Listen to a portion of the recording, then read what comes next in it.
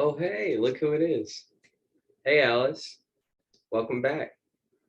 I got Danny here with me, and we got some more surprise guests coming. You remember Danny. So Bill. Alice, we've already, you walked in halfway through our conversation. We'll try and catch you up to speed. Um, we've been talking about, I guess literally everything, but that's what we always talk about. In a more focused lens, we've been talking about you, actually.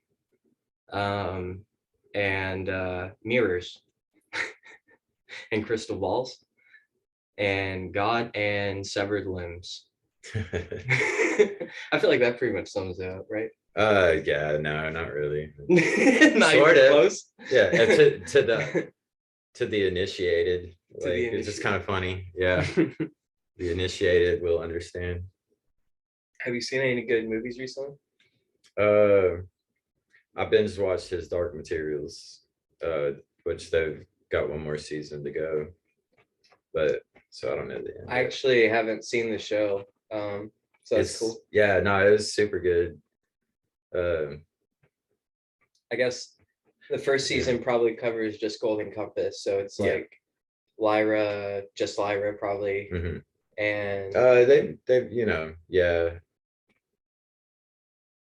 they didn't like get to like her meeting up with the guy with the knife. What's it called? Will. Yeah. Like they just barely show him through the first season, like in the real world. Oh, okay. Like so, you only kind of know it's headed that way. Gotcha. He doesn't come in until the second book, actually. Yeah. So that's interesting. They did that. That's cool. I am curious to see how they did certain things, like the demons and. I didn't know it was the Golden Compass, and I loved the film. Like the film was spectacular. You didn't know like when you started it, or yeah, you didn't know until I just said that? No, okay. I didn't know until after I looked into it, because like the guy understands like some biblical imagery on like a whole nother level, So I got excited and looked into it, and like when I looked it up, it was like it's the Golden Compass. I was like, holy shit, because I hadn't watched that movie in probably like 8 years or so, but I loved it. I was super pissed that they canceled it and didn't finish the movies. I was like, that's some of the best fantasy, and like for years later, for like my theological research to like reveal like what that dude was up to, with what he was writing about, it was just really, it's kind of neat. I was like, yeah, of course I liked it, like, but like, I mean, that dude's on some hardcore magic of the Bible, and then he was trying to subvert Christianity, like, and that's like the craziest part.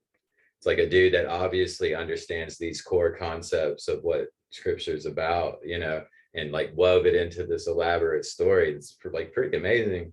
It's like he did it to like subvert Christianity, like, it's pretty. I mean, it's kind of like, I didn't see that coming. We ever talk about like the controversy over Dr. Faustus? I don't know. That doesn't sound familiar. Dr. Faustus is, I believe, a German play. I'm trying to remember the name of the author. It escapes me right now, but it's controversial because, well, to give you the premise, it's about a surgeon, and he's like, I mean, obviously it's a fable. It's a play, actually. It's a screenplay, or not a screenplay. It's a play, but you have like it's written. So I mean, they made plays of it, but we have play. Yeah. And the premise is it's a surgeon who's like a master of his craft. He's mastered medicine, and it's not enough for him. He wants more knowledge. And his friend introduces him to occult practice and like witchcraft. And so he takes that and runs way deeper with it than his friend ever did. His friend like kind of initiated him, but he ends up taking it way further, and like he ends up summoning Mephistopheles. Oh, that's cool. Yeah. And Mephistopheles has him sign a contract in blood, which I think that might be where that comes from. I'm not entirely sure. Blood covenants turned into blood signatures at some point, and then it went from like drops of blood to like signing your name in the blood, and then we just quit using blood, started using ink. I got you. So okay, that's okay. like, it's like the core of the art form. So it happened somewhere. It's ancient. Yeah, it's ancient. So he signs this contract with his blood that basically he will inherit like godlike powers and be able to I forget the specifics of his contract, but he gets all these gifts and abilities and pleasures, earthly desires, and in exchange for half of his life expectancy. Or I guess the Mephistopheles knows when he's going to die, so he just cuts it in half. And so he's got like another like 25, 30 years or something like that. So he signs the deal, and the deal is that at the end of his life, at the end of the contract, he will be taken to hell. And he knows this, and he signs the contract.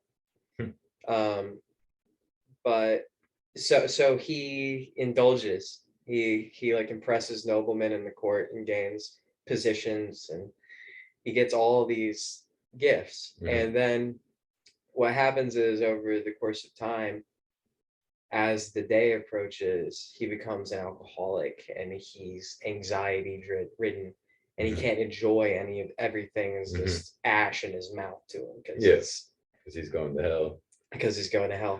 And in his last days, he's begging and he's asking Mephistopheles, "Can I break my contract?" And he's just laughing at him. Like, he actually comes and taunts him several times. It's funny. And at the end of the story, he physically tries to escape. He runs from the demons, and they take him to hell piece by piece. They end up, like, one of them chops his leg off and just hooks it with a chain, and the chain pulls it in. Oh, that's pretty cool. And he is taken to hell, and that's the They should have made a movie about that. I think so. That would be like a great. Not too long ago, Kit Harington plays Jon Snow in Game of Thrones. Yeah. He did a stage play as Dr. Faustus, and I would have loved to seen that, because I think he would have been a good Faust. Yeah. That would be. I mean, that's like super cool. Yeah, but there's a controversy over this, because it's kind of like an age-long debate. Is this an extremely satanic story, or is this an extremely Christian story? Because on one side of the argument, this is a cautionary tale, because it doesn't end well for him. Yeah. And on the other side of the story, it's like, well, he's dealing with demons and he gains his magical powers. And it's really somewhere in the middle, right? Where it's like, this is just a story of life. This is a story of what could happen, maybe. Yeah, like, I mean, as far as like the point of the story, it's like not hiding. It's like very obvious, like, getting everything you want isn't what you want. That's not what you want. Like, and it only like leads to destruction. Yeah. And he was a surgeon before that. He'd helped all these people, but once he gained that gift, he didn't do anything good with it. It was just hedonistic pleasure. It's a hyperbole of like, how far are you willing to go to get what you want?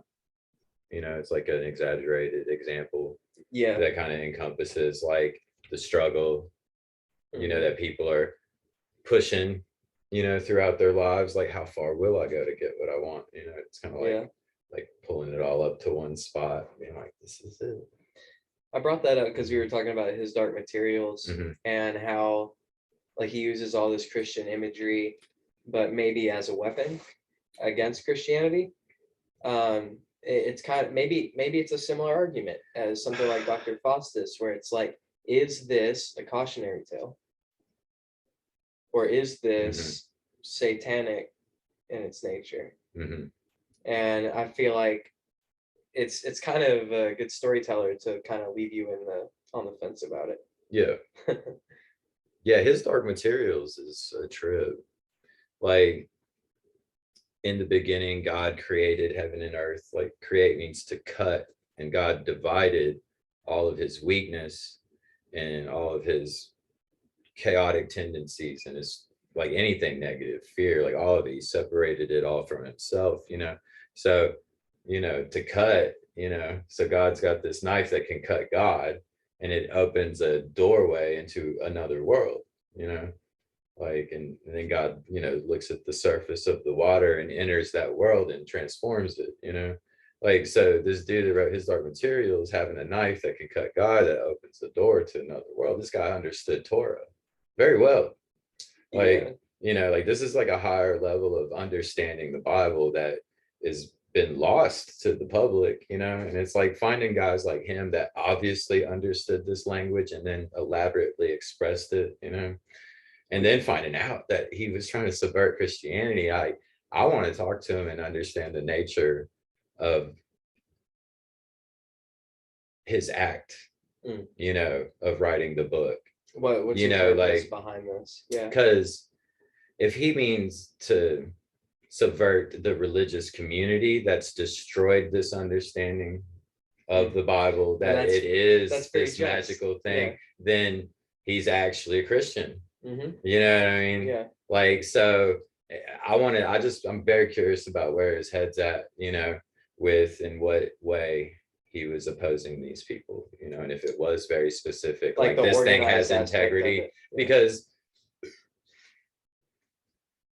just say this stuff, like the problem with the church is that they've taken the power of God away from you, and now they're an authority and you have to go through them and their image to know God. It's like they don't want you to have the power of creation that the book says that you have, and just to try and say this thing, so this externalized God through duality is the problem, so if he's attacking that for this power of God that we're all supposed to have, that we give up when we let someone have authority over us, if he's attacking that in the name of the real, then his whole concept of killing God, is killing this false dualistic God for the non-dual oneness of consciousness. So if that's where he's going with that, then I mean, this guy's on point. I guess this is going to be some of his Dark Materials spoilers, but I want to talk about this, so sorry, Alice. It'll bring that meta stuff full circle. Okay. Like it'll come around. Yeah, we'll get to you in a minute, Zuckerberg. But like, so that's crazy, dude. The God that what is, I can never remember his name. Is it Azrael? Yeah. That's her dad. Yeah. Yeah. The God that Azrael's after actually is a false God. It's not. Mm-hmm. Yeah. It's not God. Yeah. And the other thing I want to bring up is this crazy duality the author gives us with the shadows, with your Jungian shadow present, and like, is that the voice that's speaking through the compass? Oh, I mean, is that different? Well, I don't know how they portray. They haven't really talked about the shadows in the show. I meant the demons. I'm sorry. I assume in the show that she's got her demon. I can't remember its name. Oh yeah, the demons. Yeah. So one thing that her mother tries to do, I can't remember his name either, is separate. They're trying to cut their demon off. That off from them. It goes right back to taking their magic. Like, I mean, it's the whole thing, dude. Like, they're taking these children and they're taking their substance and crippling them, and then using it for their own advantage, because like when it's a child, it's like malleable and it's potent. It's like it's not locked into its shape. Yeah, see what I mean? Like, yeah, I didn't really put all that together yet. I've just been kind of in shock. Like when the lady hooks up the computer to the dark matter or whatever, and then it starts talking, like what it says is that it is consciousness, and they say that consciousness is generating all reality. They're like, yeah, we're the thing that's bending space into reality.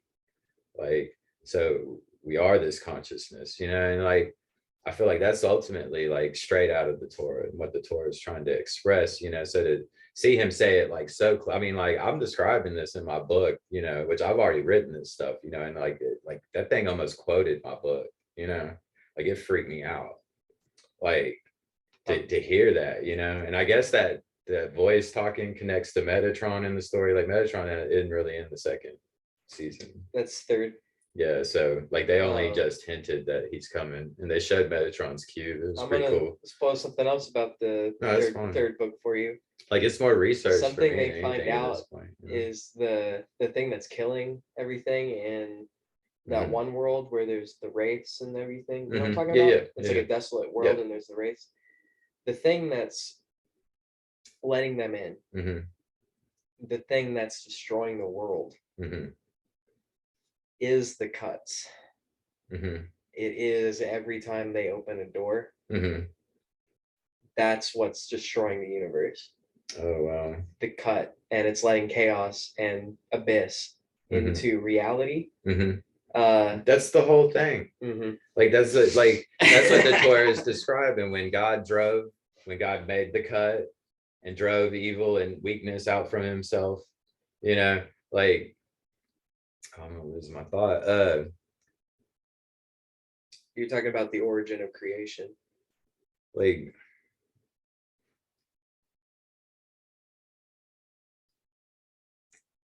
trying to think of what I was relating it to. The power of chaos. Yeah. So God drives chaos out, and then he subdues it through creation, and then he acquires that power for himself, and man, I'd really like to explain that in a lot more detail. But basically, like when those barriers get shattered, God releases the power of chaos and it floods the earth, and so it's like they unleash this destruction by destroying these sacred boundaries that put chaos in its place, so it's sort of, and then I could explain that better because it's more complicated in a way. Well, I mean, another parallel would be something like Lewis Carroll through the Looking Glass, where I mean, it's an archetypal story for us, but also it's an archetypal story for just reality and how things work. I mean, that a parable that you've illustrated actually is this, which I really appreciate, and I don't mean to spoil too much, but no, that's like I wrote a story for my book, like expressing the iconic language in the opening narrative of Genesis, and and I'm talking about a knife that leads into another world, and they're seeing like their negative image and the reflection, and it's all this symbolism, so it's like when I turned on his dark materials and they got this magic knife that kind of represents these similar things, it freaked me out. Like, yeah, I mean, like synchronicity stuff.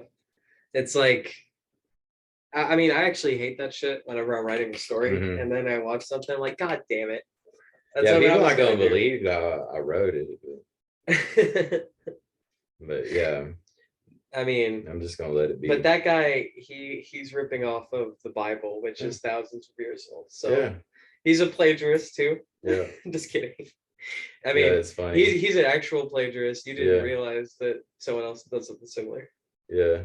No, and then like Lewis Carroll. Okay, so I'm really seeing this nature of God seeing his reflection like being expressed with the word cut. God created heaven and earth, it's a cut that's like awoken his consciousness, and he projected his negativity and the worst he could be, and death and like the power of destruction onto this mirror, and then that's how he like was like, whoa, I don't want to be that, like, and he had to reunite with his image, go through the mirror, and then create a new world where you put all that darkness in order, and it's like once I was like through the mirror, I was like, holy cow, like Lewis Carroll has to know something, like, and so I look into it, and he was a gifted mathematician, and the Torah is expressed in mathematical concepts, which that's a whole nother story, I suppose, but he was an advanced mathematician,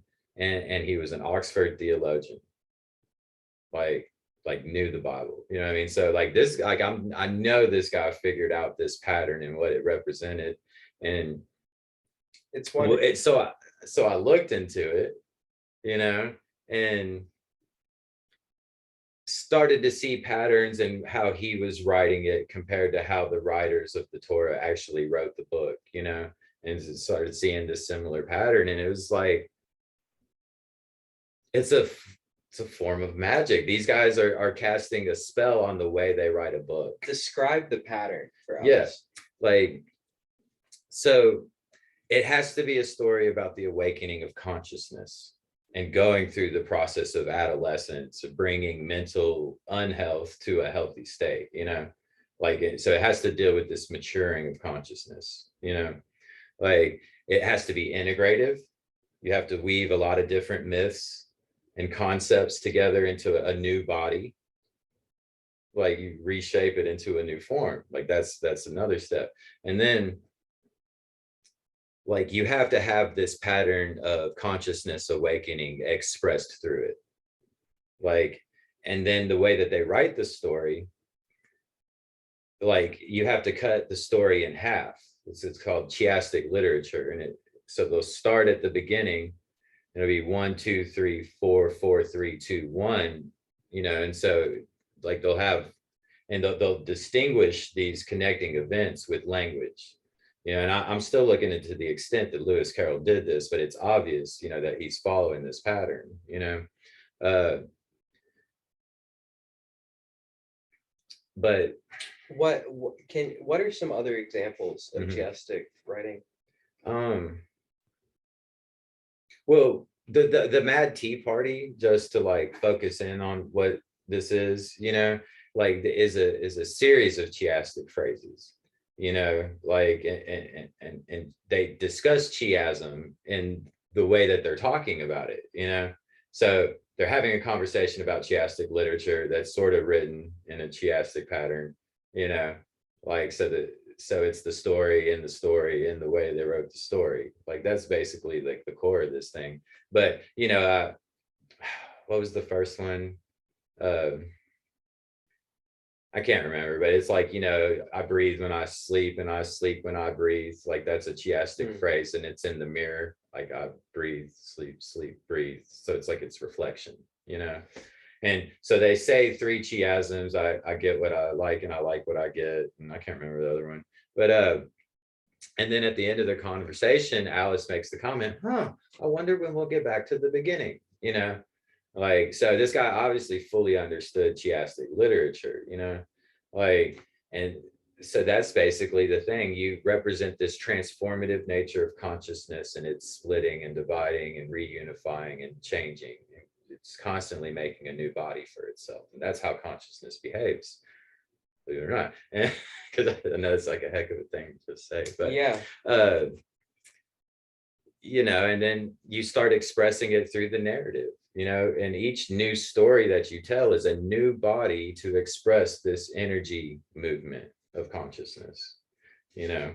And like I'm convinced they're hiding mathematical patterns in it, like phi ratios to like a series of words or something, you know, like there's certain mathematics being expressed, because like once like you divide the states of consciousness, like order emerges where they meet, you know, like so you have like infinity, you know, and like unchangelessness, you know, and then you have chaos, you know, where they meet, order is generated, you know, and that new order is a new body, you know. So it's one body, two bodies makes a third body kind of a thing, and then the third body becomes this union of both of them and becomes like the first state, the perfect state, and repeats the pattern, you know. So no matter how many times this substance of consciousness takes a new body, it repeats, you know. And like to bring Lewis Carroll back to it, when Alice wakes up at the end of In Wonderland,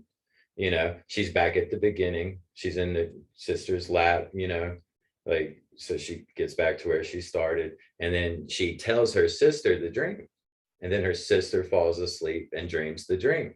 And then at the end of her sister's dream, she's thinking about all the children Alice will tell that will hear the story and dream the dream too. And that's him telling you the same thing that the Torah is telling you, is this consciousness is going to take a new body and it's going to pass to the next one and the next one. Like he's saying exactly what it is, like, and then he get, like Alice, like right there in the middle, 12 chapters through the looking glass, Alice goes through the mirror, and you got 12 chapters. I'm not sure how much. I'm sure, like, I'm still digging in it, like I want to find patterns of his phrases and see if he's actually mirroring statements somewhere in the book, but she goes through the looking glass just like God goes through the surface of the water, and then like she's in there playing with the toys that can't see her, and they're falling in the dust of all things, and she's cleaning the dust off of them and laughing, trying to help the toys, and they can't see her. Oh, this is crazy. This thing's messing with me.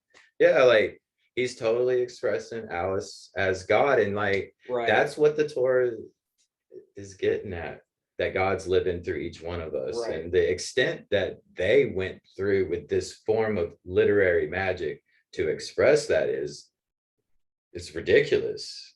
And like, but there's a, unfortunately, like such a vast and gross misunderstanding of this thing. It's been manipulated, it's been controlled, and capitalized on. Mm-hmm. If you take that power, if God wants to exist through each one of us, and God in us, like, wants to put boundaries that generate order for consciousness to thrive, that's the power of God that we have to create the space that we live in, and we're all obligated to do this. And when you don't do it, and then you give up that power to let somebody else do it for you, you end up with the nightmare we have today. And it's because we're all neglecting the fact that we're involved in a system of magic, in a magical world. Like, and the church has gone way out of its way to bury this and to bury the magical roots of the entire Bible. I mean, it's ridiculous, dude. Like, once you really just face it, the whole book is a book of magicians and wizards through and through to the end. Like, and then the elite have tried to turn Christianity into such a joke, into such a meme. They tried to destroy Hebrew. That no one will notice that today is actually the end times. Yeah. That these are really the last days. Like, the Bible describes it as the end of the age, where these dark sorcerers that took over the world, that it's an account of, like, from Genesis on, is an account that dark magicians took over the world. Like, and Revelations is promising that these people will fall and their image worship system of capitalism will fall. Like, just to throw that out there. But I mean, it's like the point of the whole thing is like that this age where this darkness and this system of magic that's evil, and summoning dark magic and summoning the destroyer into the world and dominating the earth, like this thing will fall. So, and the tie in Armageddon with that, and Armageddon's where all the kings of the earth are gathered around northern Israel for the great battle, and that battle is what breaks the world system. Right? And I don't know, man. Like, when you get into the Torah expresses the core of this magical system, and it's basically like a book for magicians of light to cast light magic, and it's written very specifically, like, for this purpose. Like, and it's so crazy, man. Like, yeah, like, reality is far more bizarre than anyone would like you to think. Like, I was just a good Christian, like, I didn't want the Bible to be like closer to witchcraft, like, I didn't want this to happen to me in my understanding. Like, I've just been facing it for what it is, and just like learning to let it speak. The Bible is a handbook for kind magicians, for people that want to make a difference in the world. Like, it's a handbook. It's harness the power of creation within yourself. I mean, yeah, to create space for consciousness to thrive. It's a handbook to how to do this. And what they would have you think now, an organized religion, is that Oh no, we don't. Magic's bad. That comes from Satan. That's from the devil. They knew witchcraft was a competitor. That was the big issue. Like, if people understood that the Bible was teaching something that's no different from what these witches in the woods are doing, then nobody needs a church. Like, nature is your church. They had to sever it from this mystical world, from this supernatural spiritual world. And that's what's funny is that's what if you go to some of these like very like naturist kind of faiths, it is very like oneness. Like, no, I find it within myself and in nature around me. And organized Christianity would have you believe otherwise. That you're lacking. You are this, have it, and you have to come get it. You are this flawed, sinful worm dangling above Gehenna. It's destroying. And God, by His mercy, is just not dropping you in there. Yeah. And if you do really good, maybe He won't drop you. If you really, really mean it. If you really say this proper noun. Yeah. Don't say it wrong. Beg for it. Yeah. Like, you gotta say it and mean it though. But and that's the cruelest. It's so empty. That's the cruelest thing is they've taken something that is very like good and divine at its core and have exploited it and corrupted it because it's so powerful. Because it takes away. They're creating a space where consciousness doesn't thrive. Speaking of which, we now have an announcement from Facebook recently. Mark Zuckerberg made a post talking. There was a corny smile he made, like all of the smiles that it looked like he'd never smiled before, and it said Meta, and they made a big announcement that Facebook is now Meta. And they're making. I did actually watch that trailer you were telling me about, the little, and I gotta say. The 2-hour long presentation is I didn't watch that. It's creepy, dude. It's so contrived and fake, like they're like robots, and it's like they're selling you this image. You love this. This is the future. That is what the little like short one was like too. Yeah. No, it's 2 hours of that. It's crazy. But I gotta say, the way they made it look is not anything what it's gonna actually look like. They're like holograms of like actual people like floating and it's just it's not gonna look anything like that. Like, he's calling it like a mirror of the real world. He's saying like they'll have things where they can scan your house, so you can be in your VR Taj Mahal, but it's still your house, so you can walk around with your goggles on and get stuff out your kitchen and like move it. You know what I mean? Like, so it's like you could put this like candy wrapper over reality, and they're like, you can go to work here, like do all your social meetings here, and I feel like it's just like this like deluxe model concentration camp, like this like grand scale concentration camp where they got everybody in their rooms and their helmets, shutting out the real present moment and participating in this image of life that's not real. Like, I think the stuff's toxic as can be, and it's a matrix. Like, for him to say it's a mirror of reality, like, is like one thing hinting that like some people that are sorcerers might be at the top of this thing, to call it meta, like, and they have any like association with Metatron and the power of creation to create a world for people to live in, like that's probably what they're getting at. I mean, if not that, then what are they getting at? I was tripping because I'm not down with any groups, like I'm not affiliated and I won't follow people like that, like, but the who are the crazy Trump people? QAnon. They call these group of people running the world the cabal, like they're referring to Kabbalah. So they think that all of these sorcerers that are running the world are Kabbalists. I've heard, which is interesting, QAnon before, but I really don't know anything about that. I watched a little bit of the documentary. Somebody from the government was like leaking information to them, and like they had built a website. Was that like a 4chan thing? It was like a thing where you could post anonymously, and they had this elaborate method of concealing all posts on this place. You That's, know, I think it was that like 4chan? they like would like transfer it to millions of IDs to where you could never get back to the original person or something like that. And then somebody from the government started posting like, this is going to happen next kind of stuff. Like, and so it was kind of a big scandal. Oh, okay. Right? So it was like a government leak kind of thing. Mhm. And it was like crossing these religious lines, politics and religion. It was like People took it I way think too I think it's far, toxic, like they you always know, did. yeah. Like, I mean, it's probably like anything, right? There's mhm. probably like a grain of truth in this, and then People want to take take it your power a of God million and use fucking it miles for per their own hour. agenda, bro. Suck you into my world. It's Do like, my bidding. Like, I mean, it's oh, the entire yeah. problem with like,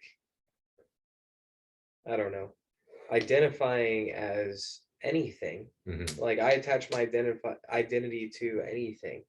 Like, I mean, I'm a human being, Mhm. at least I feel Think. that way I think, sometimes. yeah. Beyond that, I don't really like, I try not to put myself in boxes, you know? It's like, I mean, especially No, when it there's no comes like reason to put walls up and to especially isolate when it yourself from anything. especially when it comes to like religious or political things, where it's like the I mean, like a question, are you a like libertarian, or are you a Republican, or are you a Democrat? I am a free thinking child of Zion. What that kind of question, what does that mean? Yeah. I genuinely don't know what that question No, you're is. asking me to conform to this other identity, you know, and then you can know what I am through it, you know. If And you, then like oh, that's right. all of a sudden, you know everything I'm about, you know, because I put this label on Right, myself, you know, like it's right. just a really shallow form of identity. It's Like I don't find any substance like I'm a Democrat, I'm a Republican. It's like, man, like life is infinitely complex. Like, and we have to be able to adapt to new information I and also, integrate when with it. people Like, say that, I don't know what they mean. mhm, And the thing about it is neither do mhm. they. They Yeah, don't know what that means either. a lot of identities mean different things to different people.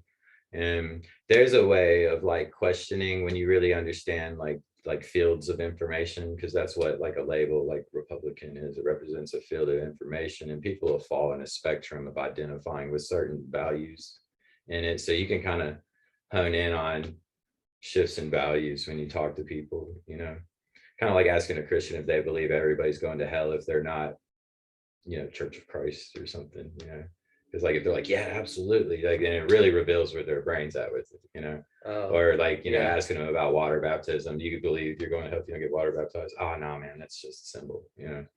Like, and you see where their head's at, you know. Like with politics, it's more complicated. I mean, some people might be like, I'm a Republican, but they might be like Waco, Texas, and you know, Timothy McVeigh, like, you know, Republican. Right. Yeah, I guess, it might be like a George Bush oil, right. Republican. Or Yeah. I'm not picking good examples for these people. I'm sorry. Like, I mean, no offense. or like, yeah, Like, like a Trump Republican. yeah, I'm Like a lot of QAnon deep. Republicans were Yeah. not for Trump.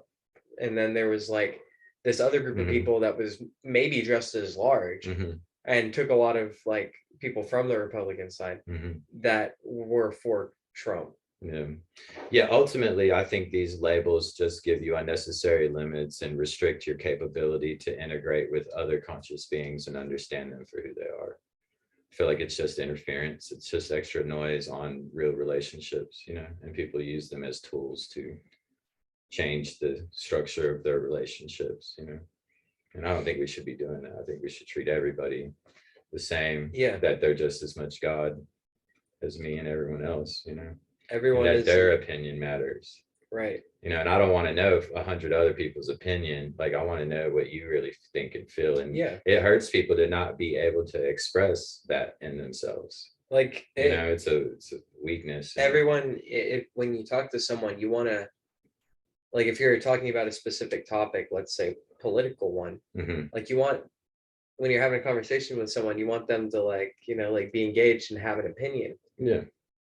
like but have some insight, because you got a but if your unique reply position in the is that universe. I'm a Republican, or Yeah, like instead of answering the question, you just spit that out. Yeah, people do that kind of stuff all the like time. then you don't. Yeah. And that's the same thing with like Christianity, right? Where it's like I was actually talking to someone recently that they were like, man, can you believe like those Jehovah's Witnesses, like they don't even think like that Jesus died on a cross. And I was like, I mean, actually, the cross was a much older symbol that was brought into Christianity by the Romans as a way to kind of merge things politically. And that there's actual no mention of it. It by all implications, he probably would have died on a torture stake with his hands above his head. Yeah, which is what Jehovah's Witnesses teach, and that to me makes a lot of sense. Like I've heard it proposed. I don't have a lot of problem with it. I also don't really give a shit whether his arms were out or above him. Yeah, but a lot of people, it's a big debate. Yeah, and like ultimately it goes back to like the Tanch, doesn't it? Like the Egyptian, like they were using the cross. Yeah. I mean, well, like the T with the circle. Oh, I mean, it's in many cultures. Yeah, many cultures used different crucifix style imagery. But I mean, and you've actually studied like source text far more deeply than I have, and I mean, obviously, people have studied it far more deeply than you have. But compared to me, you've studied a lot deeper. But my understanding is that in the Greek text, there's nothing about a crucifix, nothing with his arms out. I hadn't looked at it. It's usually just the word staros, the word cross. Like some people try to say that he was carrying his stipe piece or whatever, which was the horizontal part, and that the other part was already in the ground. I don't know. You hear people say all kind of weird stuff about it. Like, I think it's kind of irrelevant. I don't. At the end of the day, I don't really care. Like, because the four corner symbol, of a cross, like the horizontal meeting the vertical, the intersection of two dimensions, like that has value, but the symbolism's there without it being a cross. So it's like it's not really necessary for it to be a cross for the symbolism that people would hold on to the symbol for outside of it's a torture device.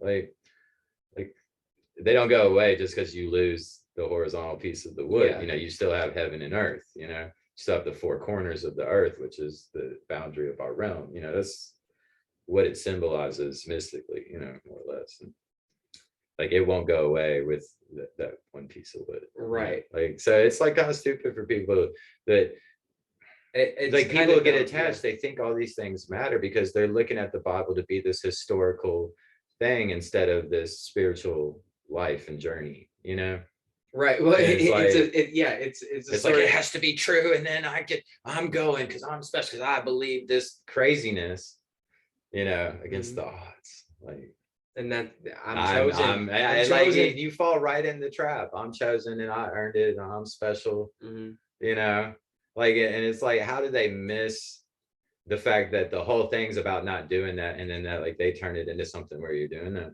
It's like oh, I'm going to heaven. Like you got to be just like me.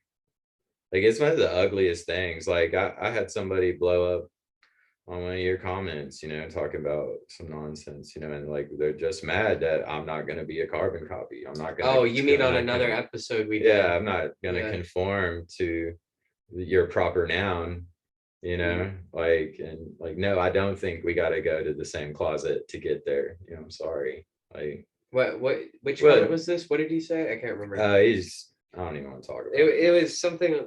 It's like there's no truth in that. Like there's the one where he, like we're saying. And this is a guy from my past, like that was supposed to be my friend. He's like, I'm so disappointed in you. It's like, yeah, I'm disappointed when my life fell apart and you disappeared for 6 years till somebody talked some smack. Someone from your distant past was commenting on an episode we had done. He used to be a friend. I used to study Bible. I studied a lot of blood ritual in tandem with this guy. And like for him to like say anything negative, like it's what, you just mad about my freedom?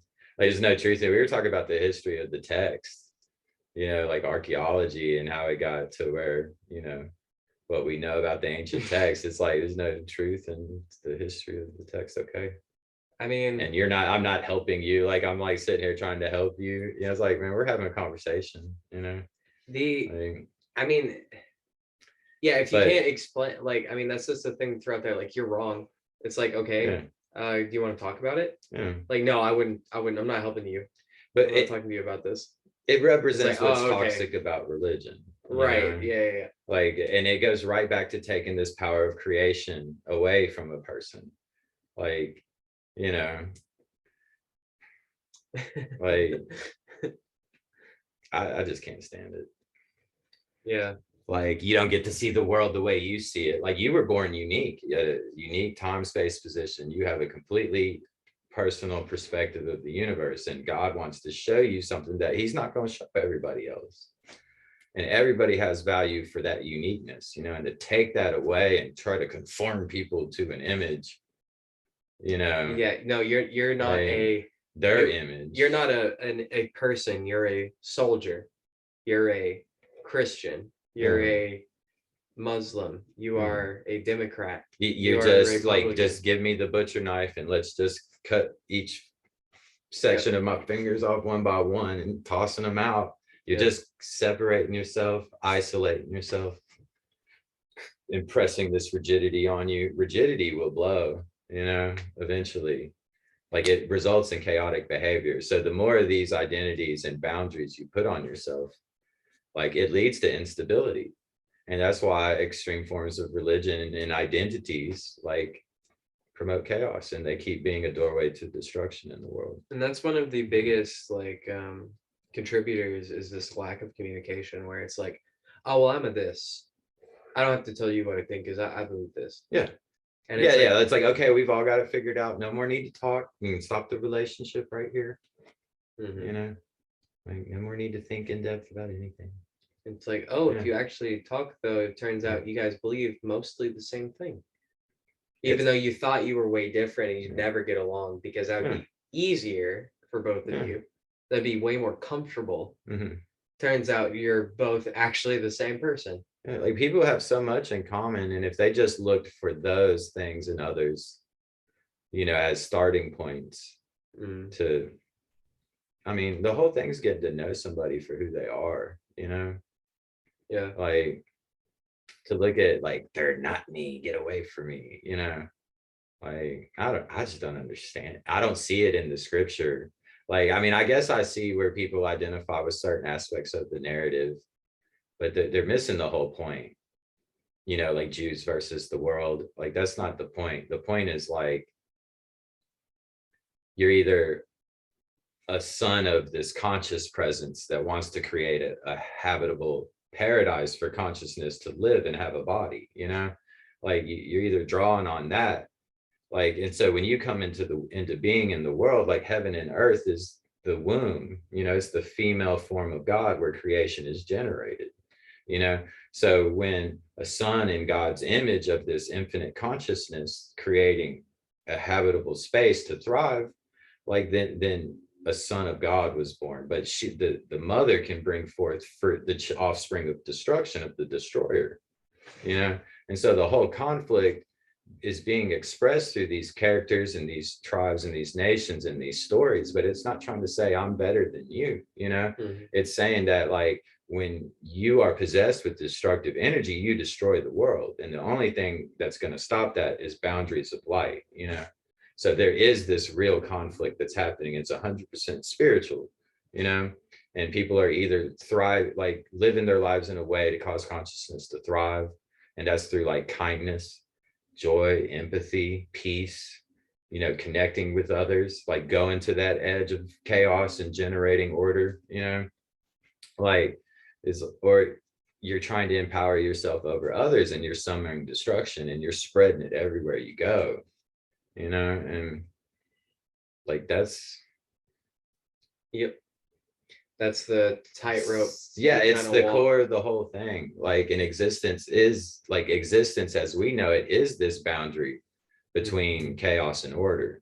Like, that's where time is experienced and life is generated, I don't know. Yeah. Like back to expressing mathematics and the way that these wizards who wrote the book, are embodying this consciousness into the book. It's a summoning spell, the way that they're writing the book. Like, and man. Yeah. It's we're actually talking about homunculus before too. Yeah, no, like Um so God created heaven and earth.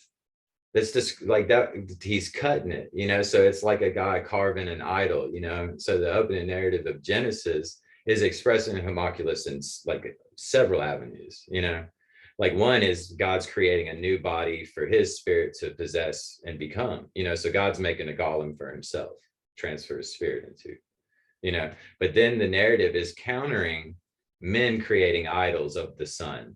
Like when God carves the idol, when God creates the sun, he's cutting it out. It's the real sun. You just carve a rock or a piece of wood, but men are carving these idols as homunculus to be possessed with the spirit of the God. So this is connected to the whole concept of idolatry, which that's kind of another thing. But yeah, so those are two aspects of the homunculus being expressed. In the 6 days of creation is God forming his new body, and the seventh day he possesses it and moves into it. I want to talk about Gamantria. So that this homunculus concept is deep, and there's so much to it. But the gematria of God, the heaven, the earth, if you add up the values of those words, like the is connected to heaven as one word. They put the definite article connected to the word, so that's why I included. But if you add them up, God, the heaven, the earth adds up to 777. And that's saying that God is 7, heaven is 7, and earth is 7. So this is that first Trinity. It's Father, Mother, Child. Like the earth is the womb that's inside of the mother, heaven, and God's spirit moves through heaven, that's sexual union, and generates new life. It takes a new body and becomes a new form. So that's the core of the Trinity. And like they don't like that because it takes you straight back to witchcraft, and they've tried to get rid of it, but it's in the text. They can't get rid of it. And but so day 1, God divides light from dark. That represents God. Day 2, he separates sky from sea. That represents heaven. Day 3, he brings up land out of the water. That represents earth. Day 4 goes with day 1, and he fills the space where he divided light from dark with the sun, moon, and stars.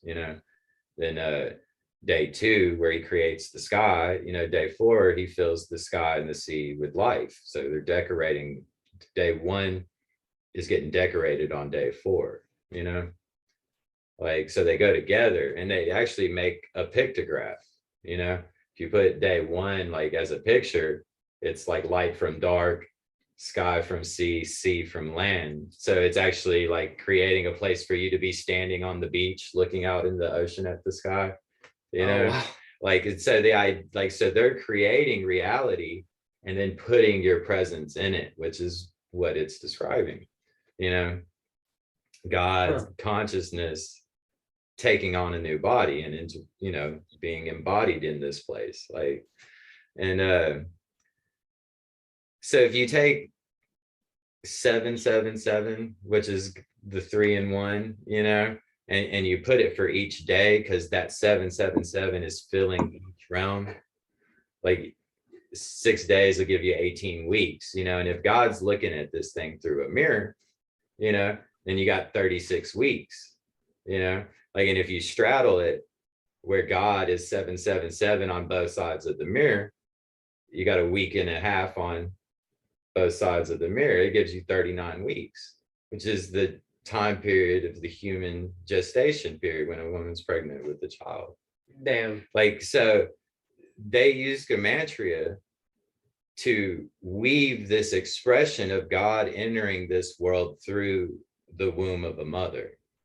which is what God, heaven, earth represents. Like it's like overflowing with this pattern. And like, and it's trying to say that we're all God's consciousness being born into the world as like every one of us, like God is passing through the other infinite dimension and into our world. And like this concept's throughout scripture, throughout. Jesus talked about it openly. And like they consider it heresy, what I'm saying, Yeah. Like, that's heretical, you quoting Jesus. yeah, How dare you? yeah. Oh, hey, Neef. Was that Neef? Blasphemers, Yeah, heretics. yeah. I say from my kitchen where I make a pea protein derivative space burger. Nice. Yummy. Space burgers are good. Space food's cool. We're talking about numbers and old books. Yeah, I was kind of catching in on some of that. Danny and I were talking several weeks back. We had a phone conversation. I remember you brought up something to me, Danny, about you're talking about some numbers and things, and then I mentioned the lunar cycle, I think, or I brought something else up into it, and then now it seems like you're going on further with it with the full gestation. Yeah. Is this kind of saying on the same lines of what you're talking about? Yeah. It's not so much numerology as it is. I mean, it's science. It's calendar science or seasonal science. It's connected. There's evidence that the Jews understood the precession of the equinox and the shift of the seasons. And that's kind of a far out thing. But they would camp around the tabernacle, and it was 12 camps, and the zodiac is 12 camps, and the pole of the celestial sphere sits on the breast of the constellation Draco, and Moses hung a serpent on a pole in the middle of 12 camps, camped in a circle, so they were an exact picture of the celestial sphere. But that serpent on the pole represents the axis of the celestial sphere that shifts on a 25,000 year scale. So if they didn't understand the precession of the equinox, they fully embodied it symbolically. Like they had all of the knowledge contained in this symbol that the cult of Moses represented to explain the precession of the equinox, So they obviously knew that, like I'm on the ropes with whether they just knew it was the access point of the path of the sun, because that's essentially what it is, axle point of the path of the sun. Right. But they may have full well understood precession. They had their calendar was pretty close to the one we use today, and they had a pretty ingenious method of correcting the season. So I mean, they had one of the most accurate calendars of the day, like, which sort of implies, that they could have known of precession. Like, and I guess that the argument about knowing precession is like they didn't figure, like, this first scientist that I think like proved it was happening was like 300 BC or AD, 300 AD, I believe. I haven't looked it up in a while, but like astronomers had to transcend hundreds of years, and they would have to date and measure like a lunar eclipse, and then a distance to a star. And then a guy would have to get that research and be able to know exactly what star he was talking about. Like, so 300 years pass, and then they can compare the measurement, and then another 300 years pass and they compare the measurement, and then they're like, it is moving, like, so if Moses, was aware of precession, what, let's say he existed, 2500 BC or something. Something like that. Something like that. Then that would be like almost a 3,000 year jump on the actual historical discovery of it. So, I mean, the Egyptians had some weird shit going on too, as far as like astrological stuff. Oh yeah. No, it's hard to say how advanced like these people actually were. Yeah. So we've been talking about how people are a window for God to curate and fix creation, to kind of put things in order. That, What do you think? What do you think is going on with animals? mm-hmm. Do you think animals have They're just present? Do you think They're just present? They don't have an ego to like tell them it's good or bad usually, you know. Like some mammals like can deal with a little bit of that, you know. I think so? Like we're seeing certain animals like have identity. they have empathy. I think they teach. I think that we actually teach animals these human traits through domestication, because a lot of these human traits we have come from our own domestication. Yeah. No, I agree with that. Like I heard a cat. I don't know if you knew like Ashley Power, Robert Mullins, plug him for fun.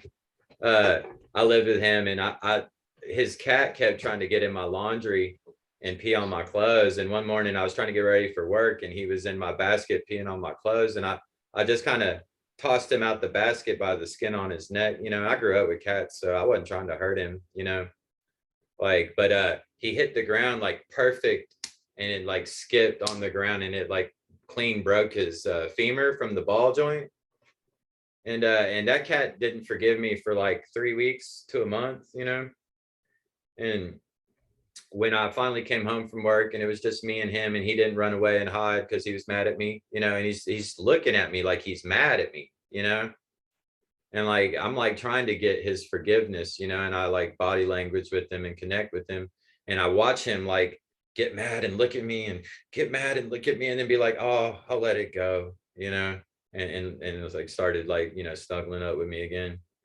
Like I watched that cat forgive me, you know. Like right. Well, that's always good, you know. Highly domesticated though. So Right. So are you so not all life is a window into the universe? No, I think every inch of it. I think every inch of it is expressing its consciousness. And if it doesn't have like a neurological, you know, like all biological organisms are embodying this one substance of consciousness. That's what I believe ultimately. And I just believe it experiences a different state of consciousness when you're, you know, when it's a dog, you know. Kind of like how different people Like experience different levels of consciousness. Like some people are aware of what they are, and some people are sheeple sleeping. Yeah. They still think they're people. They don't know that they're not. They still think that they have individuality. I'm in that camp most of the time. We're supposed to be on both sides of the mirror, you know. We're supposed to be connected to this infinite source that is all things and is non-dual, you know. And then we're supposed to be its expression of creation, you know, on the other side of it. Like, so we're supposed to be this unique version of God experiencing life, you know, unique from each other, but yeah, connected in one. Yeah. And then like this stuff gets heavy into psychology. You're talking about individualism? Like, because the individualism's based in a reflection of others. So individualism is rooted in the oneness. Like you can't have the individual identity without your reflection of yourself and others, because that's what teaches you what you are, what you're not. Like, so you can't be this thing without others. So the very core of duality is centered in non-duality. Like, I see what you mean. It's like, how could you be you if there's no frame of reference? So everything you think you are is from what you've seen in others. And then like there's a catch, because like you can only see what you are in them, you know. And that comes right out of the Freudian book of Dark Side of the Moon. All that you touch and all that you see is all that your life will ever be. Yep. Yeah, they're exactly describing it. Yeah. There's a lot of people that are aware of this language surrounding like the behavior of consciousness. and it's everywhere. Once you learn to understand this language and its connection to like images and mirrors and creating other worlds and moving from higher to lower states, like there's this unique kind of typography, and it's like all over the place. It's in all kinds of fantasy film, like supernatural films. Like there's all kind of people that definitely know this art form. You know, Like, we were talking before Alice got here, we were talking about like how much of that is conscious awareness and how much of that is just because it's what the universe is broadcasting. Right. It's like how many people are just catching the signal from the universe itself. How many? Yeah. Because like we were also talking about, like, I know personally, I'll write something and then like I'll see it months or years later, and I'll be like, I'll see meanings in it that I didn't mean to put there. So it's like I'm getting more out of it than I meant to, that I initially knew that I put into it. Yeah. And that's like, it's like, oh, I didn't even realize I did that. Yeah. It's happened to me. Yeah. And that's like blown my own mind quite a few times. So yeah, it just makes me wonder like how much of it is like conscious with whenever we see these parallels and like descriptions of our reality. I mean, I'm sure a lot of it is conscious because there's something we were also talking about. There's something to be said about sitting down and writing a book like that. The fact that you made a conscious effort to do so, or to write a song in like a chiastic pattern or anything like that. There's something to be said about that, a certain kind of awareness. But then we have things that maybe aren't hitting the mark quite that hard. It's like the natives believe when you craft things, you know, making a tool or something, that the act of you changing it from what it was into what it now is, you are breathing your spirit or breathing your life into it. Absolutely. And it does actually take on, which I think is where a lot of other beliefs come from, gods or spirits or things being within objects or fetishes, magical fetishes. Let me make sure I denote magical fetishes. Yeah. No, that's like core to the whole thing. It's like, oh yeah, that's what we were talking about. Yeah. Kinky wizard shit. Sorry, go ahead. But yeah, that's what narrative of Genesis is describing, is that God makes a cut and creates a new body and then transfers his soul into the new body, you know? Like, so what you're quoting there about making a tool, you know, is directly the exact same thing that the Torah is expressing, you know? And it's sort of the foundation of magic, is the manipulation of soul substance, you know? Like, and the characters in this, like when God creates Adam and Eve, like that's right, his spirit coming out from him and into the mud of the earth. So it's another homunculi, you know, and Adam comes out, and then it takes one side of Adam and makes his female side, you know, like, and so it's repeating the cut from God created heaven and earth again, you know. So, and then it's saying that magic is the manipulation of, you know, the nature of the natural element. It would lead me to think that it would make sense to think that agriculture or horticulture, there's a difference between the two, and I'm not certain, would have been one of humans' probably first magics. It's absolutely at the core of all ancient magic systems, 100%. And then, of course, seasons, we had to start tracking seasons, the stars, and what told us that. That's knowledge from the heavens, the gods.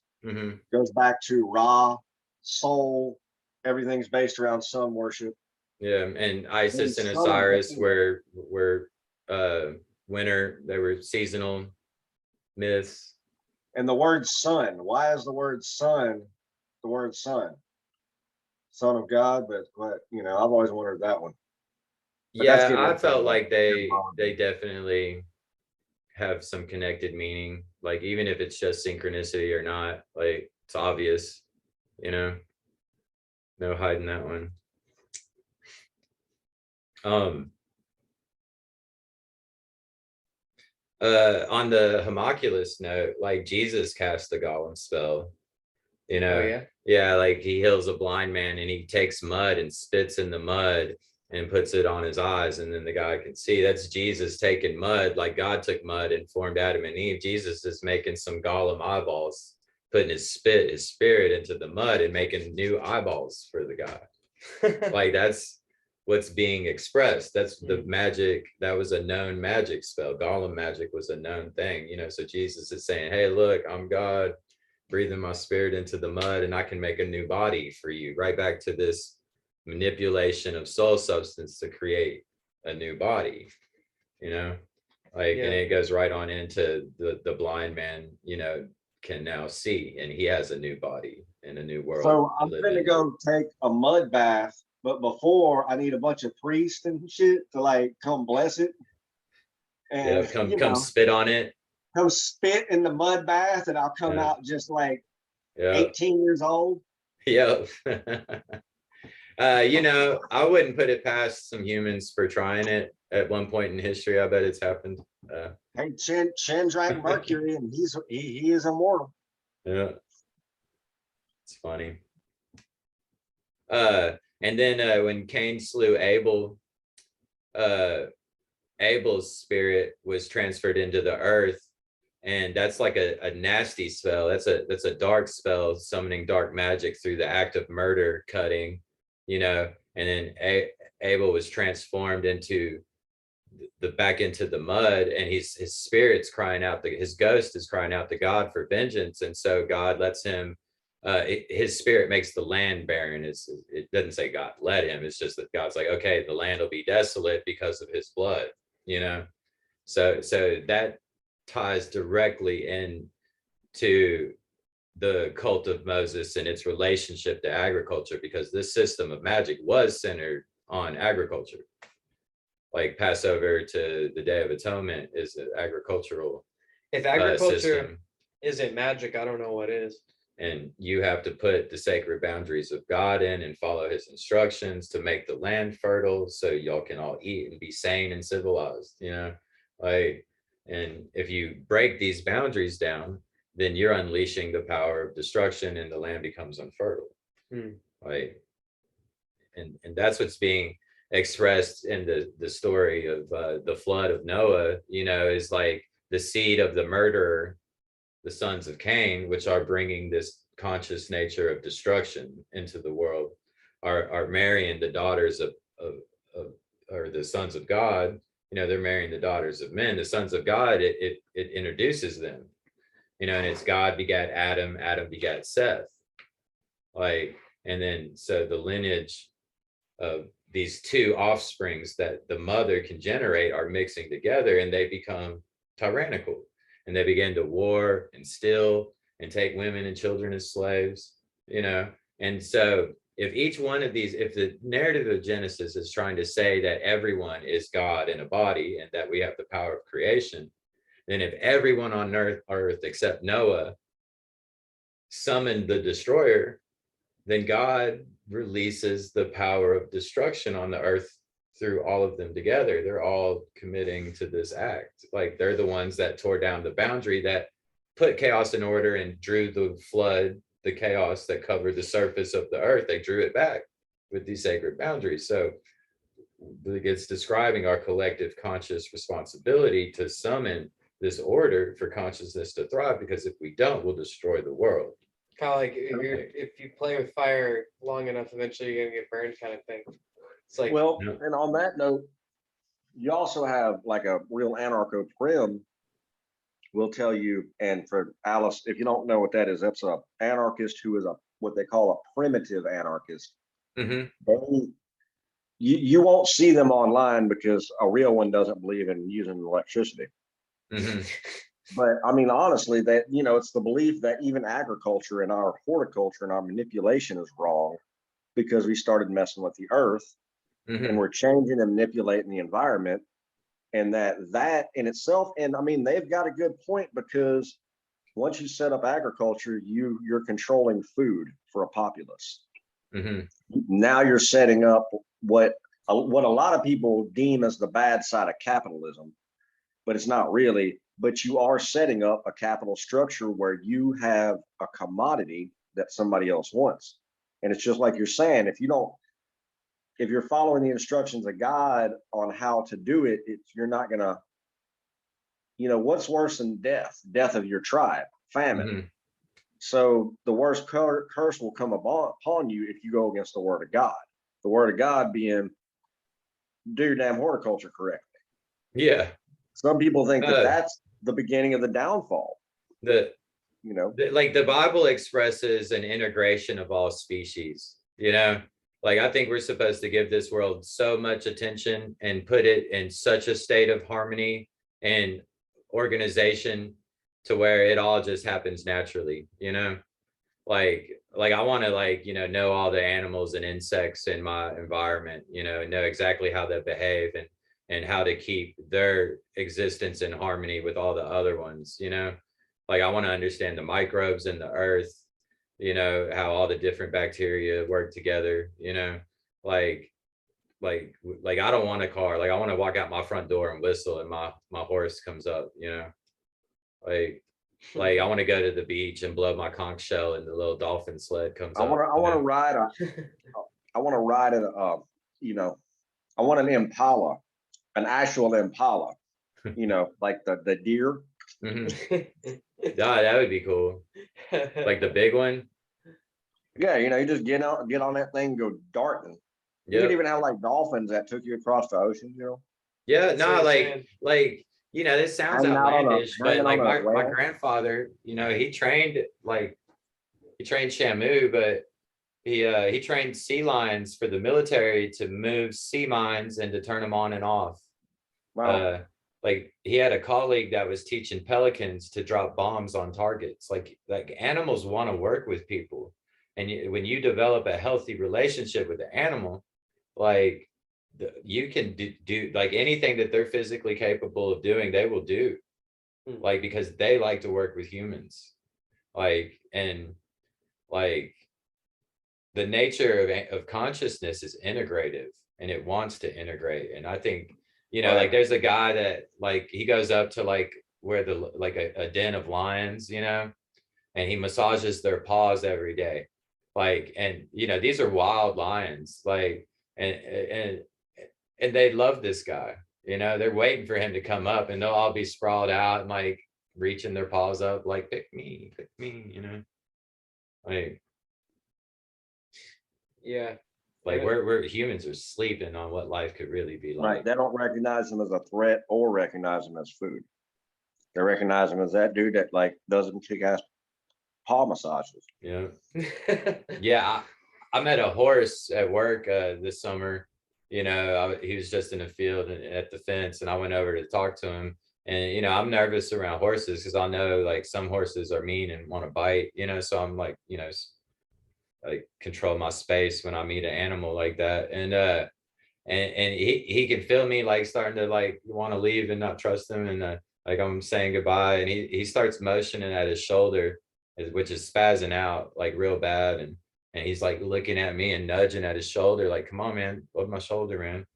So I give this horse the real Shih Tzu attention. I give him a deep tissue massage till I'm sweating from working so hard on it. And he's giving me horse hugs, wrapping his head around me and his neck, and squeezing me, thank you,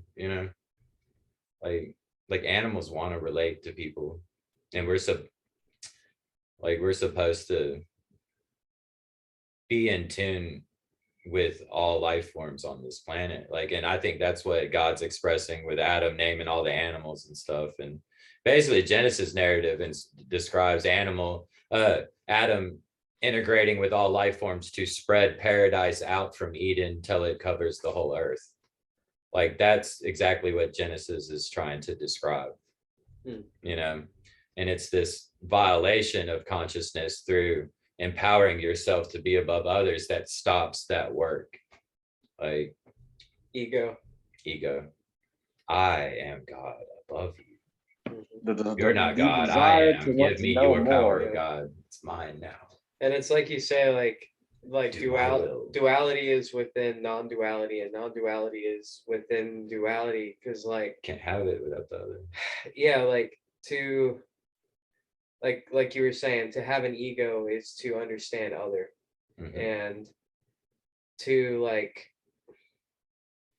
to like be in that state of mind, like the opposite state of mind, Mhm.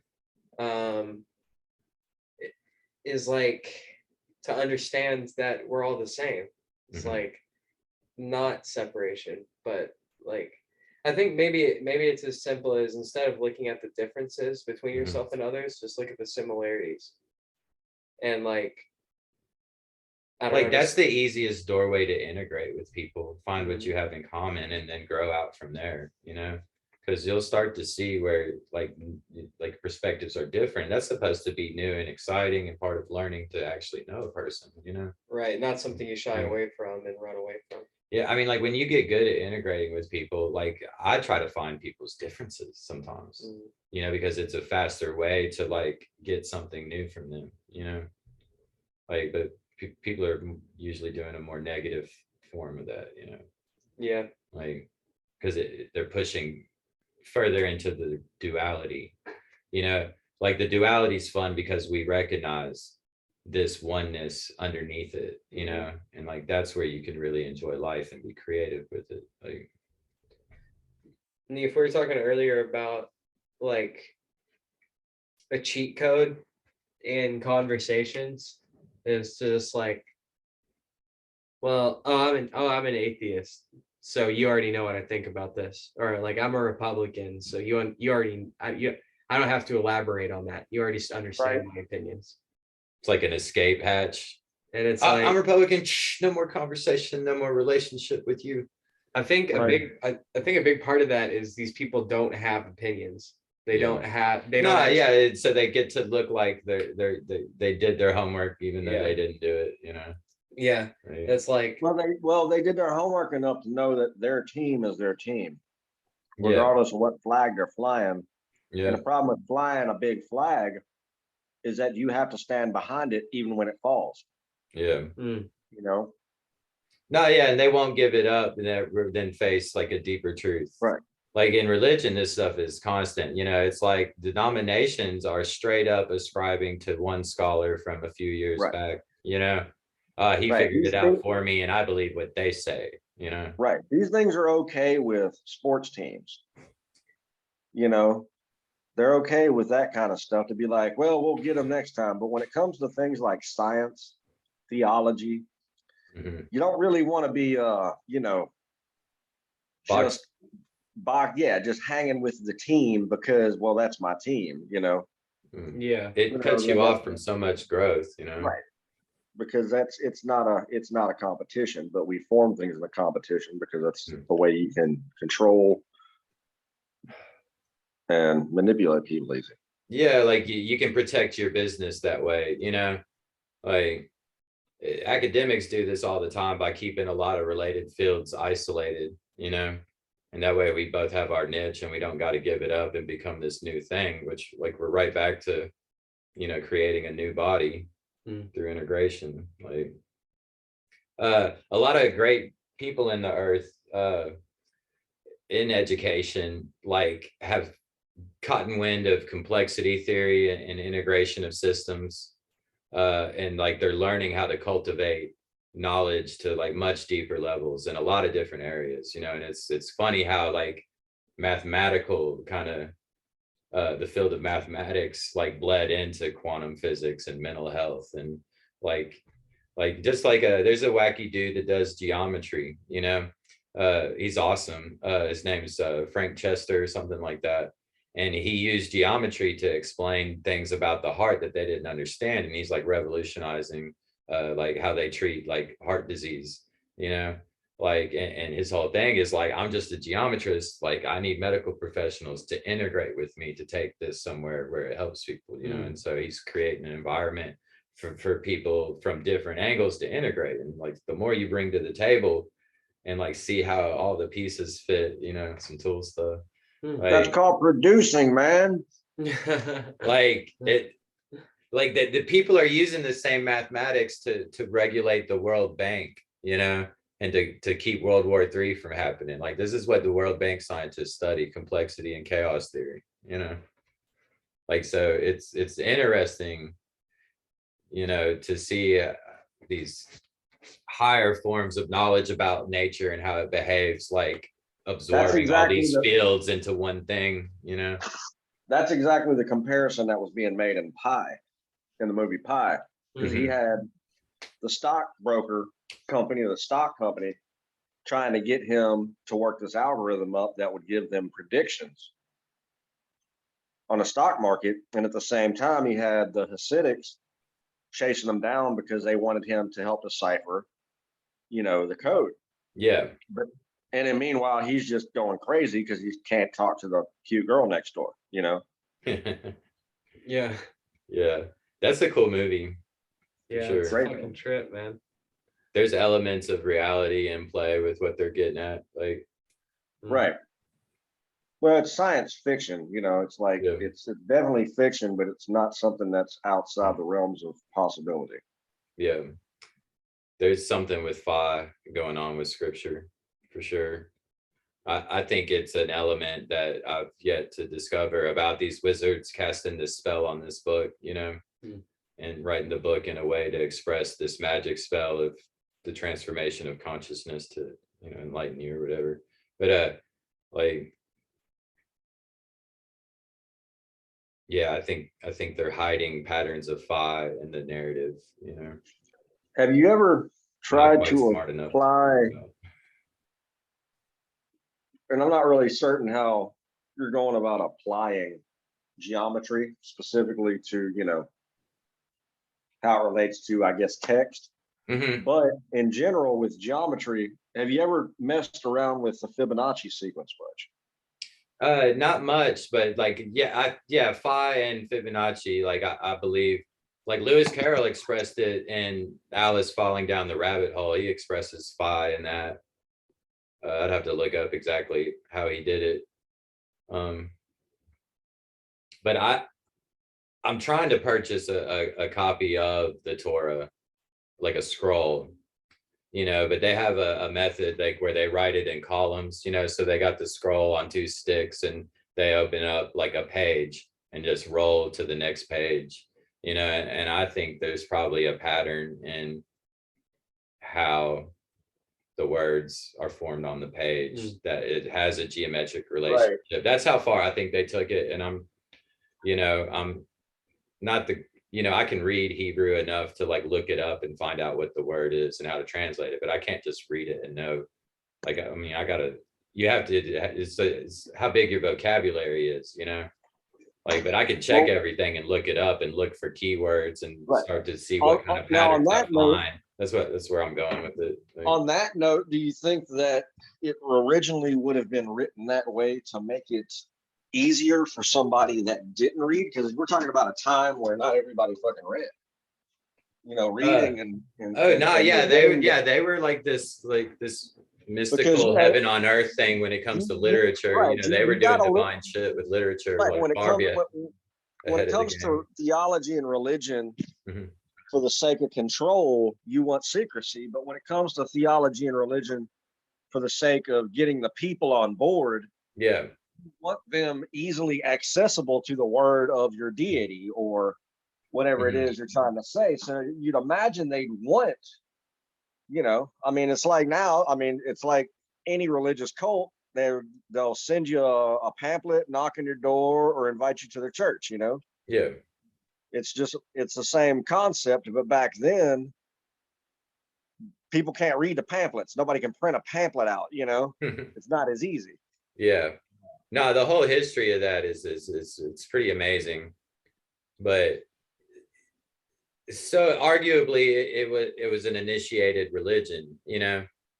Right. Like, because you had to learn to read, you know?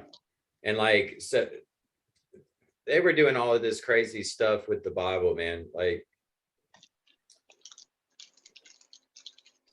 it's a series of patterns expressing this nature of energy behavior and the behavior of consciousness, you know? So this has been my journey, you know, is like actually studying these images to the point to where, like, because they occur over and over, they're beating it to death, you know, And so it's like, once you start to see how it's the same picture, you start to speak its language, you know, and then like the deeper you go with it, the more depth they have to it, you know, because they had all of these crazy ways of putting this message and meaning like deeper and deeper into the text. So it's kind of like the more you look into it, the more you'll see, like, and they took it really far, you know.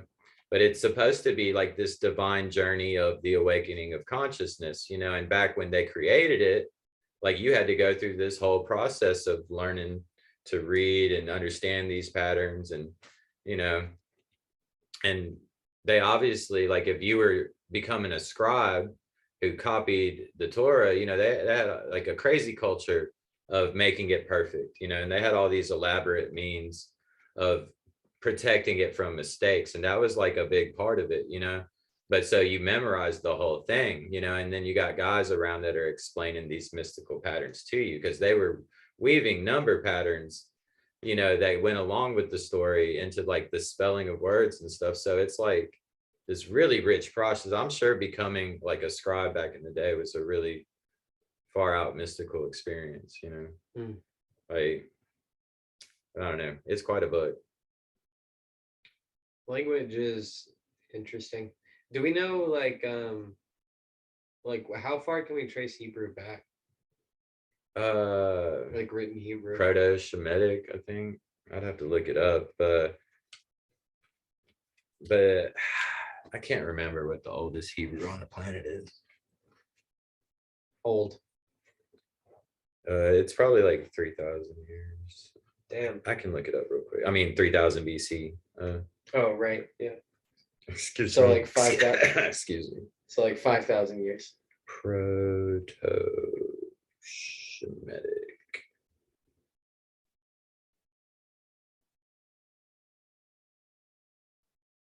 Dating. The earliest attestations of the Shemitic language are in Akkadian, dating around to the 24th or 23rd century. So earlier evidence of Akkadian comes from personal names in Sumerian texts around the 28th century BC. So the earliest known inscriptions were found on a bowl in Ur, which, like, you know where Abraham was from, Ur.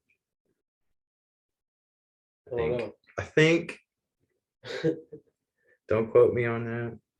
Did you say the name of the place was Ur? Yeah, that's like a Sumerian city, I thought. I want to go back to simple town names like that. I live over in blah. I live in Ugg. Ugg. Yeah. Boom. Hey, my homeboy out there up in Hey, Neef, we already talked about it a bit, but have you seen the new Meta thing that Zuckerberg's doing?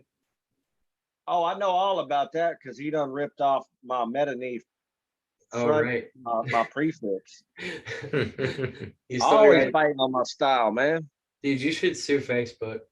Old Zuckerberg sucking on the style. Did you see the like video trailers they did for it? No. Oh no. Is it a must see? Can you like explain what they're doing? It's basically their sales pitch to get you to join their cult of Meta, you know, and to want this new world of technology to come into being. Well, he doesn't know about like the whole VR thing. So like, yeah, it's the whole VR thing where you get to live in virtual reality if you want to, you know. Basically, they're making a Matrix, but they're pitching it like it's basically like just exactly like reality. But it's Google Matrix. Yeah. Sign up for free with your Google account. Yeah, they're talking about being able to like scan your house, you know, and then make it like all nice, like the Taj Mahal or whatever, if you want to, you know, but it's like actually so you can wear your goggles and like get food out the fridge and cook, you know. In other words, like with your helmet on. The Google glasses failed miserably on them. So now they're going to try to, you know, push that shit out through Facebook on some other level. Elon Musk is saying that they're trying to make copies of your consciousness through all this. That's one of the things he's talking about. And he said they're in the early stages of this, you know. Like they have an And once algorithm that again, maps your online behavior, and it's already like sort of like a copy built off of your brain, oh, y'all remember what I was talking about for a while now? That you know, y'all can float me in gelatin, and I'll orbit the damn Earth, and people can log on to me, and then after a few hundred years, people it'll kind of phase out, and people kind of forget, but I'll still be collecting knowledge, and then maybe 1,000 years after that, somebody will finally tap into me, and I'll start spitting him all this crazy knowledge, and then he'll be like, "Man, this dude in the sky told me all this shit about what's really going on, y'all." There's a guy in the sky. I got to tap into this computer system, but it'd be all old and archaic, so it'll look like an altar. And they're like, "What is this technology? This doesn't even do anything. It's just a big piece of metal." Because their computers would be so freaking advanced. But they're thought computers. They're not. They're thought, yeah. It's just a cloud. You just like move your hand through it. Right. I gotta upload it to the cloud, and it's just a literal cloud. You gotta come see me in a Minecraft world. But the way they're pitching it is like you just know it's not gonna look anything like that. Like it's not gonna look the way they're advertising it. Because when you're walking down your hallway and they've put the Taj Mahal set up, out of nowhere you're gonna turn a corner, go in a kitchen, instead of that cool like wicked castle look you had, there's gonna be a fucking ad. Yeah. On the goddamn sink. Nah, I was laughing about it. Yeah. Yeah, you're blah blah blah. It's gonna be a fucking like you go into your bathroom and it's like, before we load your nice bathroom, watch this commercial. Yeah. Now proceed. Like people are gonna be standing in their bathroom door, like waiting for the commercial to be over. It's fucking paralyzed in place. You can't. You're gonna be trying to find the fucking skip button and shit, looking all over. Where's the goddamn skip? They'll fuck around and put it on the ceiling so you can never reach it. This is a video game. Nothing's real. Kill that target. It is not real. It is digital. I think, I don't know, it kind of seems like a surveillance thing, right? Because like, okay, we want to know every nook and cranny of your house.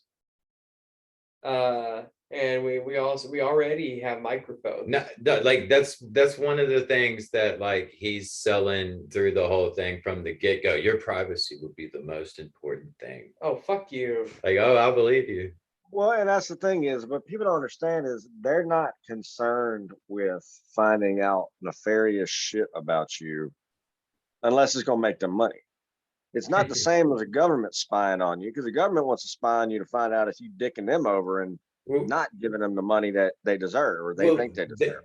They give free access to the federal government. Oh yeah, absolutely. Whoever they want. Oh, yeah. So don't get me wrong. I'm not saying that it's not two heads of the same big hydra. Yeah. Okay. But what I'm saying is the Google idea, and this is why I will use Google when I'm shopping. Yeah. Because that's exactly what the fuck it's there for. Yeah, it kind of comes in handy sometimes, I suppose. It'll pop up an ad about some shit. It'll give me goddamn ads about music equipment and not fucking, feminine products. Because now what I do find amusing with like YouTube is if I watch a lot of non-American music, and if I watch a lot of Latin music, they'll start giving me, Latin commercials and they're all in Spanish. Yeah. And it just cracks me the hell up because I'm like, how good is this? How good is this machine?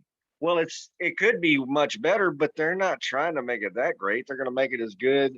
If you're out there spending thousands of dollars a month on crap, oh yeah, they're going to want to know everything about you. But I'm a cheap bastard. They don't give a fuck about what I'm thinking. They're like, man, like my interests are so particular, because I'm doing this research, so it's like never like I'm looking at the same thing, so it doesn't really know how to advertise to me. Like it thinks like figures it out, and it'll always be showing me these one types of books for like a month till it realizes like I already got what I needed, you know.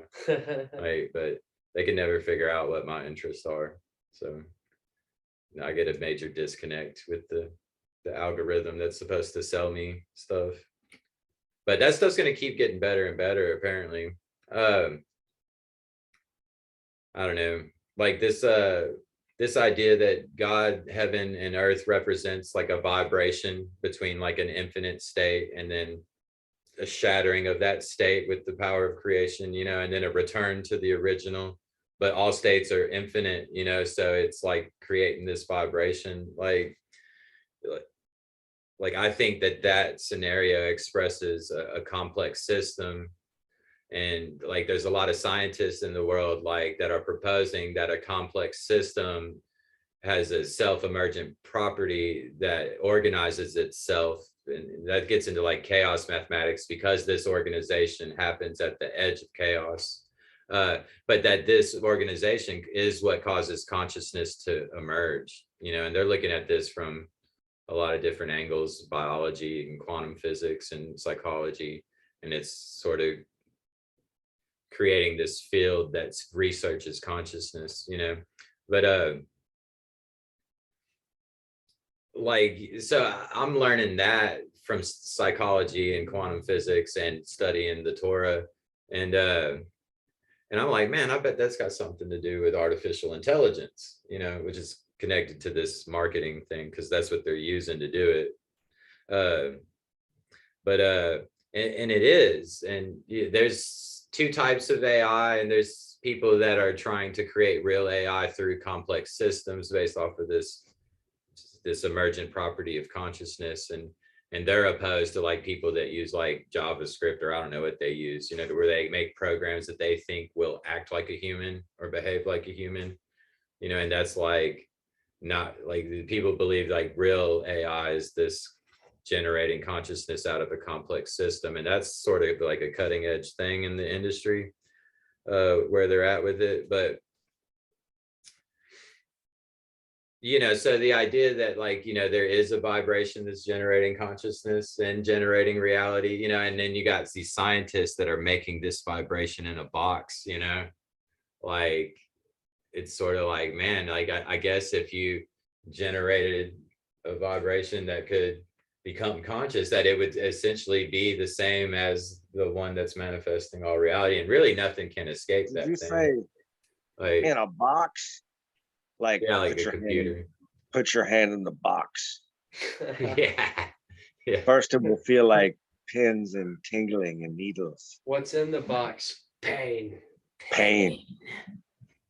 It feels like itching, unbearable itching, now burning. But yeah, so like the Genesis narrative kind of describes like God creating a box, you know, Pandora's box. He puts all the evil and negativity in it, you know. And I wanted to bring this up because we're talking about this technology, and you know, so God looks into that void of darkness, you know, and gives it his attention, and then starts to generate his image through it, you know. Like, so I heard Elon Musk talking about AI, you know, and he said that they're basically like sending all of our behavior on the internet to shape AI, and that's how they're developing AI, as far as like, you know, raising it up like after they generate it or whatever. And he said that that basically the human limbic system is what's developing these algorithms, and that they're channeling like all of our fears and desires and hatred and negativity into AI. And like when you look at this concept of magic from the Torah, you know, where God's giving the void his attention and creating his image, and it's like they've turned on consciousness, the source of consciousness, in a box, and then they're feeding our negative attention into it to generate it in our image, like, you know. And everybody's looking into like a mirror of their phone to do this thing. Like it seems to me that like this is some high level magic, to where people have created a technological system to get the world to cast a spell on God, you know, Like, I mean, if you understand like this ancient form of magic, like that, it's exactly what that is. Like, and it kind of makes you wonder what these people are doing at the top of the food chain, you know? Like to what end? Yeah. Like, and like, how initiated are these people? How conscious of their involvement with magic, like, are they? You know, Did you because just say to what end, Alex? yeah. Yeah. Well, that's an awesome Neurosis song that Alice should check out. I've got to get y'all. My phone's about to die, and Busyfoot just returned home, so I'm not going to be able to concentrate on what's happening here. Emperor Busyfoot has returned. Yes, yes, the young conqueror himself. His steward must now attend to his duties. Yes, yes, yes. So you It's been guys be fun. good or be good at it. And Alice, it's fun as always. I'll see y'all next time. See Later, you, Nick. man. Fun. Yeah. Yeah, I wanted to throw that out there because there's a relationship, you know, like Mark Zuckerberg's calling, you know, Meta like a mirror of the real world, you know, like there's too many like parallels to this old form of magic. Like, I think there's some dark sorcerers at the top of the food chain that are essentially trying to summon Satan through all of this, you know, like they're either trying to summon Satan or they're trying to subject the power of God to themselves, which goes right back to them taking it from us, you know. Do you think there's room for a multiverse in all this? Or do you think quite possibly. I mean, we're dealing with infinity, you know. So like maybe like the nature of infinity, it seems like it would just keep giving itself a new body forever. So maybe this thing is repeating on like many scales. And this is just like one scale that it iterates. Yeah, like which that's what his dark materials is seeing in it, you know. Like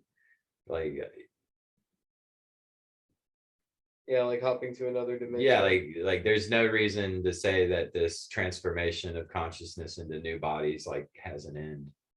You know, like the end of the world that the Bible's describing is the end of these dark sorcerers running the earth with capitalism and duality, you know, like in that the paradise that Adam was supposed to create will eventually come to fruition, you know. Which will take all of us respecting that we're all God and creating these sacred boundaries for consciousness to thrive. You know? Do you think that that's an end to like carnivorism, or like people eating meat and stuff? I don't know. I don't see why that wouldn't be an option. You know, I mean, like if you were friends with all the animals and knew them all by name and like built your world in order with it, you know, like I don't see why you'd want to eat them all the time. Yeah. Okay. Yeah, I hear you. But, yeah, that's kind of how I uh-huh. see it. How's Adam going to be like eating them? You know, like I felt much healthier, like on a vegetarian-ish diet. Like I did it for some years in my 20s, like 2-3 years. It's a very peaceful way to live. I felt healthy. I mean, yeah, that's. If you were friends with all the animals, it would change like how you felt about eating them. Right. You know, and man, if it's that good, you know, like I mean, like, you know, sometimes cultures have really once a year feast. You know? I don't have an ethical argument for eating meat. I don't. I don't have a way to justify the consumption of meat. But I do it, and I definitely like partake. Yeah. But that's like the society in its current form makes it possible. You know, like if like the only meat I was eating grew on my farm, you know, then like it would change my diet, you know. Yeah. Per se. For sure. Like yeah, I mean it'd have to. This for different reasons. For morality, for I think it would have a more scarcity. natural kind of balance. Yeah. Know? Like, and you know, you're exchanging that animal's usefulness, you know, for sustenance. Right. And so maybe it's not even the best practical decision. If we're arranging the earth in a way that's most efficient in the most order, like that kind of seems like it'll lose street cred, you know, like people will evolve out of that, you know. Yeah. Like, Yeah. yeah. I think, I don't know. It's a weird thing how like in a lot of ways we're getting smarter, in a lot of ways we're getting dumber. So it's like this weird duality where it won't go on forever. It's gonna shatter itself. yeah, it has to at some point. Yeah. Yeah, I believe so. It's a crazy I time mean, to like be everyone alive. knows that like the current form of the world like is not sustainable. You know, there's a lot of people running that gamut, like, no, I don't care, just what I want, you know. Right. Like that's more important. They're kind of just playing the clock to see if it'll hold out for their lifetime so see they can soak it up. Yeah, maybe And they then, can like, finish the trip before the horse dies, you know. Yeah. And then you can just like fucking shoot the horse when you get there. Yeah. That's what they're doing. Just when you're done with your vacation, just nuke your planet. And there you go. And it's all for a system of advantage to where I can have more, you know. I remember when I was a kid, the first time that like I was told that like about like nuclear standoff and how like we're all fucking China's in like the hands. raking out the new nuclear arsenal. Oh yeah. Yeah, they've been like heavily increasing their nuclear arms, which is sad. The world needs to proliferate or whatever. And we need to move towards that, not the opposite, you know. What if we all just fucking explode, man? It's possible. It's hard to say how it's going to go down. It seems to me like consciousness wants to thrive, and the universe is using some heavy synchronicity and enlightenment around the world to combat the forces of darkness trying to destroy the world. For sure. I mean, like, like, you look around and you look for it, like it's happening. Like, it's also like the darkness and evil is like much bigger and it's a lot more prevalent. So like the light comes through in these little glimpses that or like a person that just shines so bright and like illuminates so much that it puts out like hundreds of darkness emanators. Yeah, like Cartali is doing that. Yeah, like he's helping people put these boundaries up and like live a healthy life. And that, like, you know, few million people wake up to how they're stewards of energy forms, you know, like, and begin like spreading light through the world. Like it can take over the world. And like this is like awakening to consciousness, and becoming good stewards is what's going to overtake this current state of the world. We're in a position like with the internet and like, I mean, like you and I are in a position to like share our conversation right now with the internet. So it's like we're in a position right now where I think a lot of people either are or will be coming to this realization more so than they have previously. And I mean, only good things can come from awakening, I think, from personal responsibility. Because we were talking about, like, once you understand that you are basically like a doorway for consciousness in this world, and you can either make this world a shitty place, you can make this world hell, or you can make it somewhere palatable that's good for not only you but for other people. Once you understand that you have the ability to do that, you have an obligation to make it a better world morally. Otherwise you are, why wouldn't you want to though? Right. I mean, what kind of, why wouldn't, why wouldn't you want to? I mean, fear, right? Because like it's not easy.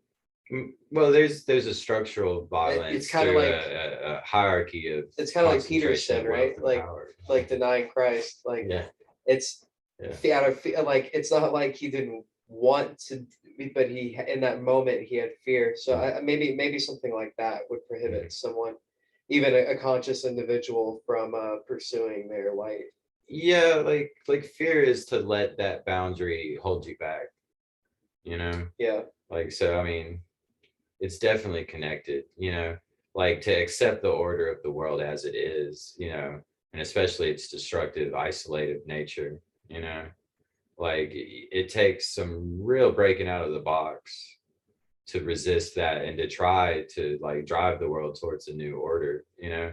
It's like there's this whole system that you have to survive in, you know, and it's designed to keep you from changing it. Oh, there's like, nothing easy about it. yeah, like the I whole mean, it's process like- is supposed to be and- difficult. And being Back to suffering. being part of the system, being one of the gears that make that really easy for you. Yeah. They make that fun and Mhm. palatable for you. So it's like, Get your reward. yeah.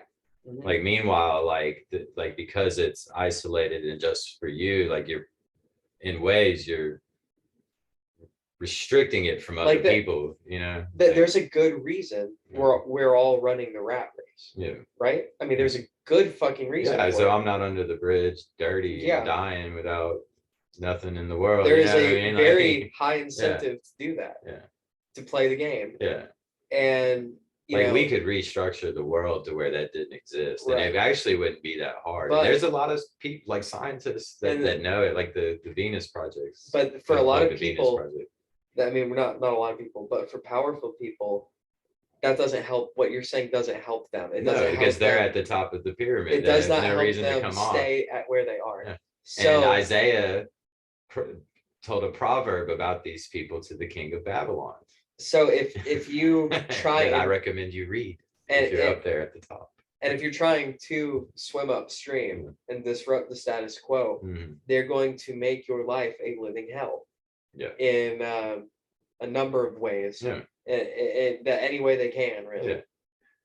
Like the auto industry resisting having to put seatbelts on the cars, you Oh, know. really? It's like, yeah, so they're like trying to stop people that are pushing for seatbelts on the cars, you know. Meanwhile, 20 years is going by and another million people die, you know. Damn. Like that's sort of, you know, this is happening like in everywhere in every structure of power. Right, you know? right. Like, Why? Because it's like expensive to put seatbelts on them. it was they just had to change. They just Yeah, didn't want had to. change. No, we don't need that. You know, Yeah. just one example of like a hierarchical structural violence, you know, like resisting what's in the best interest for everyone, Yeah. like light bulbs that burn out. You It's know, like- that's a hierarchical structural violence, you know, to perpetuate people's need to give you what you want.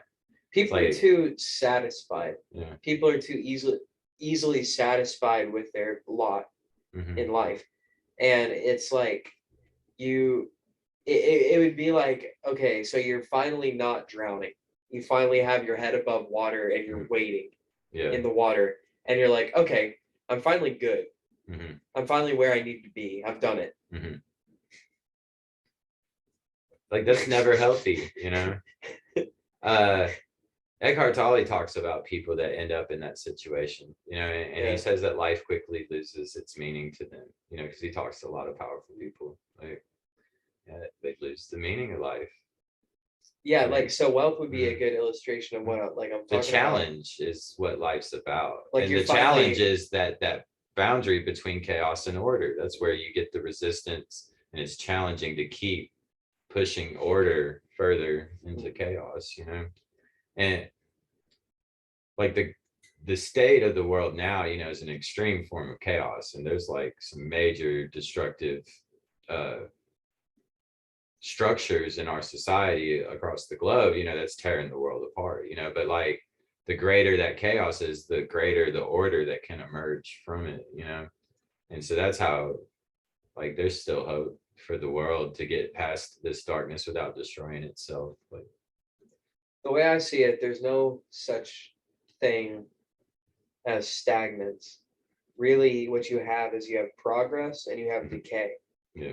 You have rushing water that's Mhm. healthy and full of, you know, providing life to the world. Mhm. And then you have like this, I mean, what Cesspool. we call still water, but Yeah. it's actually, Yeah. it's not new, you know, it's not like the water in my fridge where it's just kind of like, let's say neutral.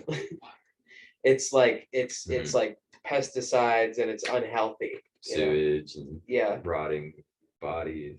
And that's what'll happen to a person if they aren't growing, if they are not trying to better themselves. Yeah. So it's like you're just like we were talking about wealth just now. It's like, okay, so you you're finally financially stable, where it's like you can provide for yourself and yours, like your family. And it's like, you just, okay, let's put a nail in the coffin. That's it. I've done it. Like, James Bond guy, Daniel Craig, he thinks that inheritances are toxic, and he's not going to leave a fortune to his kids. And it's connected to like there's an element to where you can see like a chauvinistic side. He's like, oh, I'm going to spend all of my own money, But then like the other end of it, it's like, it's not healthy for my kids to just rely on my wealth and to think that life's handed to them, So there was like two sides of what he said, but I respect it. Whatever. Yeah. I mean, there's a lot of truth to what he's saying, for sure. It's like, yeah. It's funny that, I was like, just random movie star quotes. I was like, his kids are like, what the fuck? Yeah. They're going to see that interview one day and be like, what the fuck, Dad? Yeah. But yeah, that's right. You're not in my will. Yeah. How does it make you feel, son? Yeah, better get out and get something. Do something creative. I guess you've been wasting your time. Yeah. Since you're college. It's funny. Yeah. Oh man. I mean, and like with that, massive wealth he's accumulated, it's like he can do better things for his kids than just leave them a sum of money. Yeah. Like you mentioned, like he could like put his kids through school. And it's I'm sure he like did a lot for his family. It's like, I don't even feed them. Yeah. Fuck them. It's like, you better learn from the ground up. Go mow some yards so you can buy a bow and arrow and then learn to hunt. And you don't get to eat till then. Till then you're starving. It's funny. Like, I mean, his kids to be very self-sufficient. Yeah.